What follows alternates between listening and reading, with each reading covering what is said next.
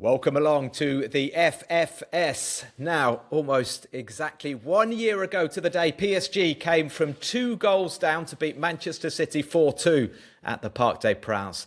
That proved to be the turning point in their season and the start of an astonishing run that saw the Parisians win the domestic double and, crucially, the Champions League crown whilst playing some of the best football we have ever seen from a French team. With a vital Champions League game coming up against Newcastle on Wednesday, we ask the big question, can Luis Enrique's side do it all again? Are Ousmane Dembele and friends equipped to repeat the heroics of the second half of last season? It is time for Le Dossier. Now, I'm delighted to welcome, as ever, Tom Williams, the broadcaster and writer. How are you doing this morning, Tom? Hello, Matt. Yeah, happy to be back. All good here, thanks. All well with you? Yeah, very well. It wasn't too tense in the Canal Plus studio after, I know you're sitting with Robert Pires. The Gunners got beaten by Man United. I have to check in. Was Robert okay with that? I guess not. I mean, he wasn't happy with the result, as you'd expect. What made it worse is that Olivier Dacour, who we were also working with, takes it upon himself to support whoever Arsenal are playing on any given weekend. And he doesn't just say that we sit and watch the game together in the green room, and he was jumping around the room every time United scored just to annoy Robert Pires, basically. So yeah, not a Sunday that Robert will look back on with any great fondness, I don't think. He was a bit like that as a player, you know. Certainly against Arsenal, I can remember him winding Patrick Vieira up once or twice as well. But we won't dwell too much on that. Andy Scott is with us. Andy is back from the Africa Cup of Nations. Andy, Morocco, good fun. Yeah, did you see the final? Yeah, I heard it was a little bit controversial. Yeah. Listen, no, it was the AFCON, as you know, Matt. From having done, how many have you done? A couple yourself? Yeah, is always quite an experience. And this Africa Cup of Nations was. I need to be careful how I phrase this, I suppose, because you don't want to kind of upset anybody close to the organising of the AFCON, but I suppose it was closer to the standards we have come to expect at the Euros, at the World Cup, whereas the AFCON in the past has had a tendency to be a little bit chaotic in terms of organisation. Morocco was much better organised, fabulous stadiums, great pitches, and a final for which will never be forgotten, of course. Chaos did ensue in the final, and that makes it all the more memorable. But from the point of view of the Moroccans, obviously a very disappointing end, and obviously something that casts a big shadow over their tournament in more ways than one. But a night that I will never forget. I don't think anybody who watched it will easily forget what happened. So another AFCON to remember. Absolutely, and it's good to have you back in the much sort of calmer surrounds of Ligue 1 sometimes, although it can get quite hectic as well. As far as this conversation is concerned, PSG get Achraf Hakimi back. They get Ibrahim Mbaye back as well with a winner's medal. Mbaye, who played a role, didn't he, for Senegal, did well in the final. So Hakimi's going to have to pick himself up from what would be a huge disappointment. Paris Saint-Germain back on top. They got a 1-0 win against Auxerre on Friday night. I was at the Stade de l'Abbé Deschamps, and this was not an easy win by any means. I think going into those last 15 minutes, I almost felt like Auxerre were looking the more likely. They were putting quite a bit of pressure on PSG, and it was actually an Auxerre corner where they maybe got a bit overexcited, put too many men forward, and PSG punished them, and Bradley Barcola scored in the 80th minute. Obviously really important. It means they're back on top of the table. They've got 45 points so far from 19 games. They're 2 points ahead of Lens. Looking back at this time last year, they had 47 points at this stage, and they were 10 points clear. They've also scored fewer goals this season, 8 goals fewer. Tom, there are going to be comparisons, of course, and I think this time a year ago we didn't think PSG were going to go on and enjoy the incredible success that they did enjoy. Do you feel that there is a chance that they can repeat that? Do you feel that Luis Enrique is sort of keeping his powder dry, if you like, and trying to manage his players so that they can run into form at the same time? I think it could be, and we're at a really fascinating juncture in PSG's season because, as you rightly say, this time last year was pretty much exactly when things clicked with that incredible comeback victory at home to Manchester City beneath the driving rain at the Parc des Princes, and PSG hadn't really shown any great indication that they were about to go forth and conquer Europe at that point. But that was the game that changed everything for them in the Champions League, and we all know what happened after that. I think, the big difference this season in the league is that they don't have that comfortable lead that they had this time last year. And I think a lot of the credit for that has to go to their opponents. The fact that Lens were top and until this weekend, the fact that Marseille have kicked on a little bit as well. You watch PSG and a lot of their games are quite similar. They invariably dominate the ball. They create an awful lot of chances, but they just don't always take them. That was frequently the case last season, particularly in the second half of the season. And then that decision in mid-December 2024 to move Ousmane Dembele into the false nine role was the decision that kind of, shifted everything into gear. And then they just didn't stop scoring. I wrote a piece about PSG recently for The Athletic, and it was quite positive in the sense that there's no reason why PSG shouldn't be capable of going on to do that. They're top of the league. They have their destiny in their own hands in terms of automatic Champions League qualification. The injury problems of the first half of the season appear to have cleared up. I guess the one thing that we're waiting for is some statement performances. But the statement performances last season all came in the second half of the campaign. And I know, sort of speaking to people around the changing room, there is a feeling within the PSG changing room among the players that they are very deliberately aiming to peak in February, March when it comes to the crunch, particularly in the Champions League. So you can't rule that out currently, but at the same time, you watch PSG and a little bit like this time last year, you don't find yourself thinking, this is the best team in Europe. Watch out, everyone else. They're about to storm their way to Champions League glory. Yeah, that's obviously the thing, that you never know what's about to happen, but we can only really go on the evidence of what we're seeing at the moment. If you look back over since the beginning of November, I think they've only actually won half of their games. If you consider that obviously the matches against Flamengo and Marseille, which they won on penalties, didn't actually win those matches. So the kind of the way that we saw PSG the entirety of the second half of last season just steamrolling everybody, that is not there. This is a team that's not scoring as freely, not playing with the same fluidity. Of course, how do you I think as time goes on, you start to wonder, well, was that a one-off? Even if they are obviously a very elite team, a fantastic team, and I think, are capable of competing to retain their title, everything fell into place for them in the second half of last season. I mean, you just look at the Champions League run, the fact they beat Liverpool on penalties, they had to withstand a little bit of a barrage against Aston Villa, even against Arsenal. It was the case too. It wasn't entirely comfortable for them, was it? So they came through all these ties, and just the sense that everything fell into place for them, and then they just blew Inter Milan away in the final of the Champions League. I mean, I remember, I was at the final in Munich last season, and I actually thought this. You laugh at this now. I thought Inter might beat them because I just thought that PSG, they're not miles ahead of anybody who they play in the Champions League. Everything was falling for them. I just thought maybe Inter would have that nous, have that sort of wily side to the character, might be able to beat them. PSG blew them away, and of course that was the signature performance of an incredible second half of the season. But the reality is that there were moments in that run between January and May where things could have turned and they could have been knocked out of the Champions League in the last 16, and you would never have been looking back on the season in the same way. I think the way that PSG are now, they are an elite team, but they're by no means, safe from the threat of a tough draw in the last 16 of the Champions League and going out of the Champions League. And then, people will start questioning everything, which they shouldn't do. And as you say, the key point is as well that on the domestic front, there is a little bit more competition for them up to now. I'm sure we'll touch on it later, but there's always been the sense that Lens can't keep on winning games. The winning run finally stops, and you sort of wonder at this juncture if this is the chance of PSG to pull away.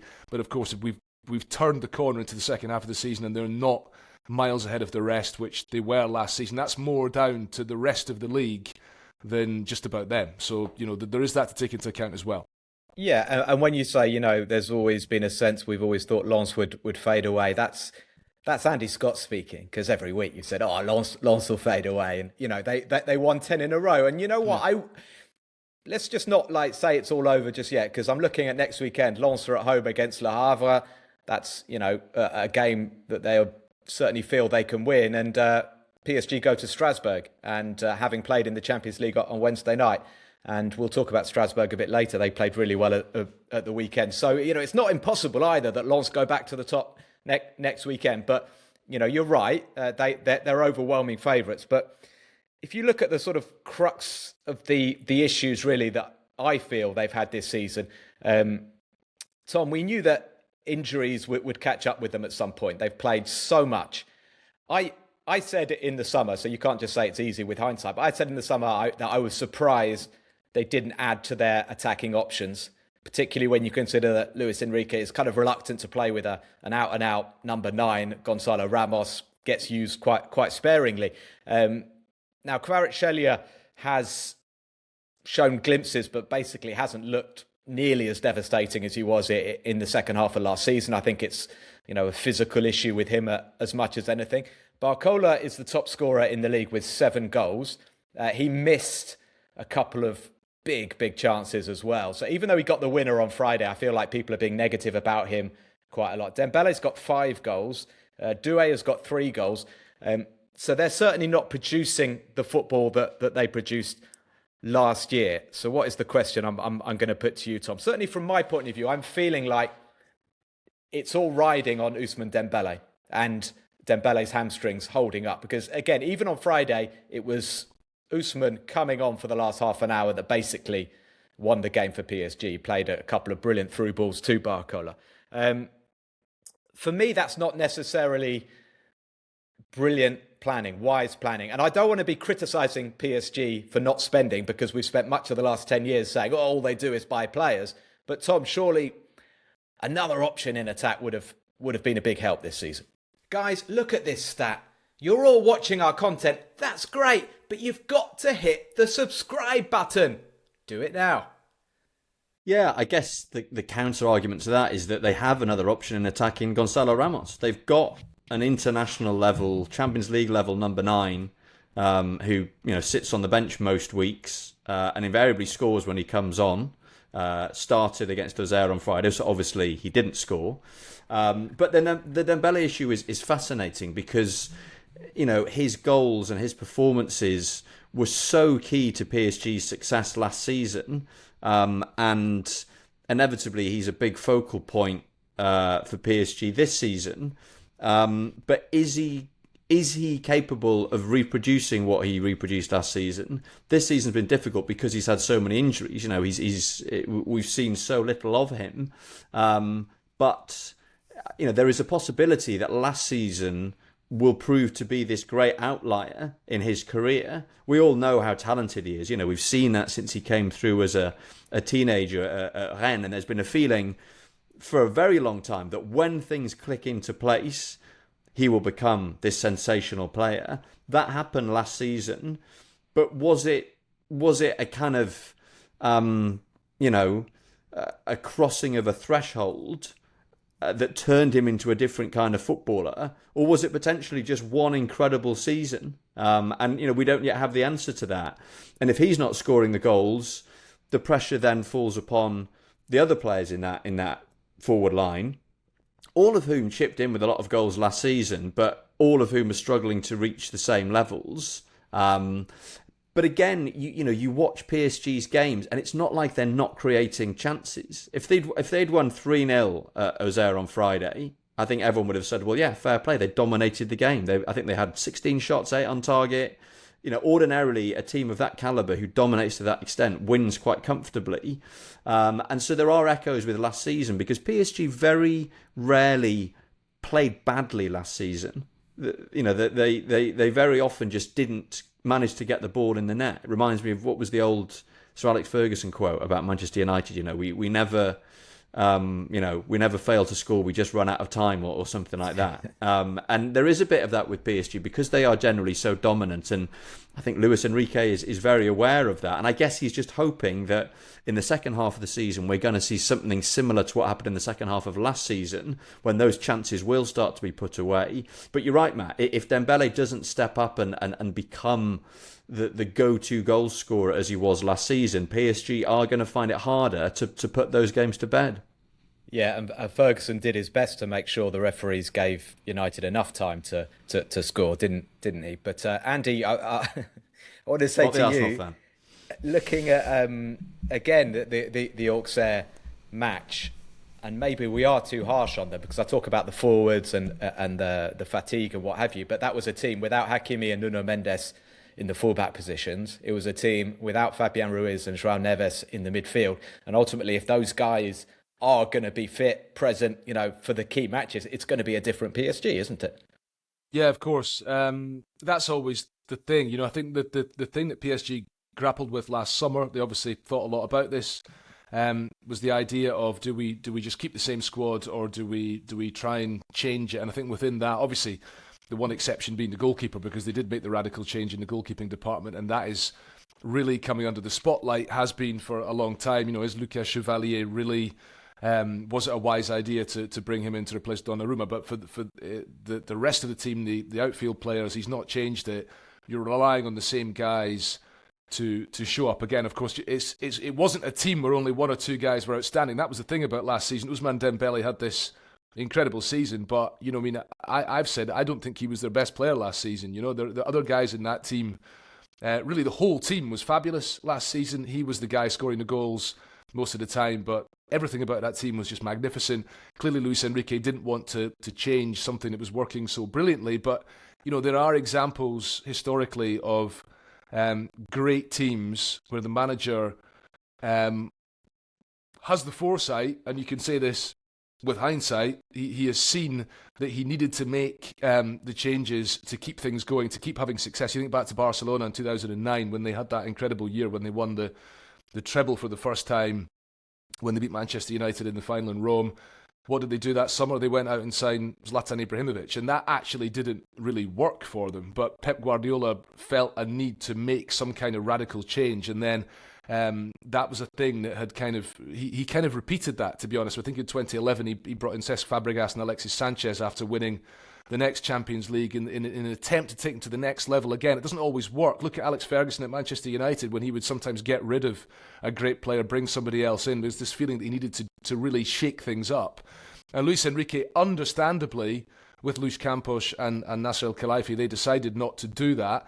But you just feel now that they are, and it sounds silly to say it, but they're like too reliant on that first choice starting 11 plus the kind of two other guys. You would say Zaire Emery, and you've got the kind of front four, of which only three of them play, and then maybe Gonzalo Ramos. So there's not, maybe not enough depth to give you guarantees that you're going to keep playing at that level every week. So the hope is that you can find that top form in the months to come. And of course, the other thing is that, not putting the ball in the net was the problem in October, November, December last season, and suddenly the goals started to come. So at the moment, we're just waiting to see if the same thing will happen.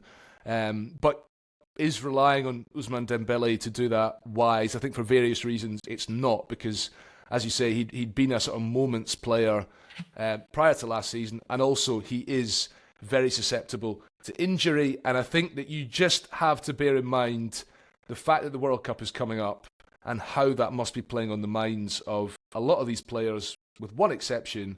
Kvicha Kvaratskhelia is not going to the World Cup, so he doesn't need to worry about that, but the rest of them must be thinking in the corner of their minds, I don't want to, for example, at the AFCON, when Achraf Hakimi came back into the team, he didn't play in the first couple of matches, then he came off the bench in the last group game, then he was in the side, and I remember thinking, Hakimi is not, he's like pulling out of challenges, he's not going into challenges, he obviously wasn't fully fit. Maybe the last couple of games he kind of was, but you can kind of tell that he knew that he wasn't fully fit, and that must have been playing on his mind in the same way that it will be for these PSG players. I think just the idea that you overstretch once and then your hamstring goes and then you miss the rest of the season and the World Cup, that must have an impact on these players. I reckon you guys are just a wee bit skeptical on Usman, because I believe in Usman, and I think, you know, he's absolutely like mature in his prime. And to be fair, like when he, you know, in the last few weeks, he has shown that brilliance is still there. You know, I think fitness, willing, he can do it. He can lead this side. But my question, and very quickly, because we're going to wrap up on PSG, but my question to you, Tom, would be is, you know, Desiree Doué and Bradley Barcola, I wonder if those guys still have that. I mean, motivation is something that PSG had in spades last season because they never won the Champions League. Now you've got to rouse yourself again. And I wonder if those young players, maybe I'm being a bit harsh, but, you know, they kind of think they've made it already. Desiree Doué in particular is coming in for a bit of criticism for his recent performances. Is that harsh on a young player, Tom? Yeah, I think it is. You know, young players will not have the consistency of more seasoned professionals. They will have dips in form. You know, Doué was exceptional last season. Took him a bit of time to find his feet. Big summer transfer, 50 million euros from Rennes. And when he finally did find his feet, he was exceptional. Barcola had an incredible season as well. We know that he's not the most accomplished finisher. There was a big piece in L'Équipe the other day about his motor skills and how he needs to be at a right angle to the goal to feel like he can score, things like that. We saw that at Auxerre. You know, he squandered some very presentable chances, but then runs through and scores the winner. I think, you know, I think both of you have summed it up very well. There is nothing currently to suggest that PSG cannot do what they did last season. There's nothing to suggest that Ousmane Dembélé cannot have an incredible second half of the season as he did in 2024-25, that Barcola and Doué can hit the heights that they hit last season, that PSG can find that kind of form. We just don't know whether they will. So we can't obviously rule it in because we have no idea what's going to happen. But at the same time, there's nothing currently that allows us to rule it out. So it will be an interesting view, which is, I guess, a very good way. What is the point in doing this podcast? What is the point? I've got no idea what's going to happen. There you go. Bit of fence sitting, but I think you're right to mention, like, you know, the Barcola L'Équipe article. Like, as soon as PSG misfire or have a slightly disappointing performance, the French media attack them. Like, I mean, I know the relationship between PSG and L'Équipe isn't necessarily the best, and maybe that just sells newspapers, but I do feel like they're incredibly tough. But Matt, I don't even think that's. If you think about this from the point of view of a journalist, that and the people on the desk at L'Équipe, it's not about selling newspapers. It's about the fact that you have 3 or 4 PSG correspondents in L'Équipe, and perhaps only a couple of them were in Auxerre on Friday. But you've got the guy writing the match report, and you've got a guy next to him whose job is to write a sidebar. And he's sitting there and he's going, what am I going to write about? And that's what they write, because there's maybe nothing else that stands out. And it's an obvious thing. Let's talk about one of the big name players. And if you write about Barcola because he scored the winner but missed chances, I don't think it's a way of attacking anybody. I think it's often, it's not even a criticism of the journalists. It's just, but Andy, it's really positive. That's the thing. Like on Friday night, they could have found positives. I don't agree with that, because I think that if you're Paris Saint-Germain, I mean, look, the Deloitte Football Money League was published last week, which people can pay attention to or not, but it's a little bit of a reference point in terms of establishing, you know, who the most financially powerful football clubs are in the world. PSG, there's somewhere in the top 4. I can't remember if they're second, third, or fourth, but the revenue is more than 800 million annually, and they're playing teams who don't even have 10% of that revenue. So, of course, you're going to be critical when they play Auxerre, because ultimately, if they don't beat them 10-0, they deserve criticism on some level. And I think that you can, as a journalist, you can't write an article about PSG that is all, you know, happy clappy, and unless they beat Inter Milan 5-0 in the final, unless they do things they've not done before. Yeah, that was just about good enough. Yeah. It's not, and this is a thing that PSG fans also should not like take personally or something. It's just unfortunate. Yeah. You've got to set the bar really high because they're so powerful compared to everybody else that they should always be doing better until suddenly they hit the very, very peak, like the Champions League final. Yeah, I agree, but at some point I feel like you need to look at the big picture as well, and you're not going to turn up every weekend and blitz your league one opponent. It's kind of about managing the season. But yeah, I get where you're coming from. We'll have to wait and see. We've got PSG against Newcastle coming up. PSG currently 6th in the Champions League phase. So we'll see if they can get the win they need to be certain of staying in the top 8. Should be a good game.